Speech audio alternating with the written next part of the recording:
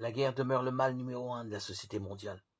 Et cependant, les opposants à la guerre rencontrent plus d'opposition que ceux qui ont lutté contre l'esclavage. On peut malgré tout se demander quel sera l'impact des nombreux témoins qui se sont levés depuis le début du siècle pour proclamer leur opposition à la guerre.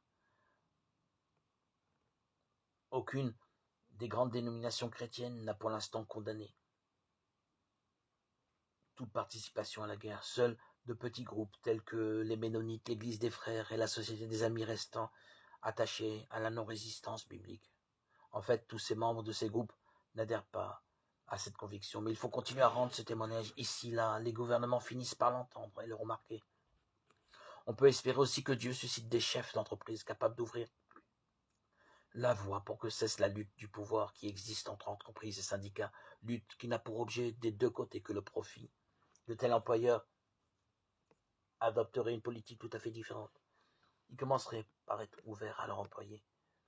Ils partageraient avec eux leurs espoirs, leurs projets, leurs échecs et leurs succès, seraient prêts à accueillir aide et conseils de leur part. Si les affaires venaient à baisser, on proposerait à tous d'accepter un salaire moins élevé plutôt que de licencier certaines catégories d'employés. En revanche, les profits éventuels de la maison seraient partagés. Par une bonne information, on ferait comprendre la nécessité d'investir une partie des revenus de la maison pour remplacer des machines usagées ou apporter des améliorations et des agrandissements.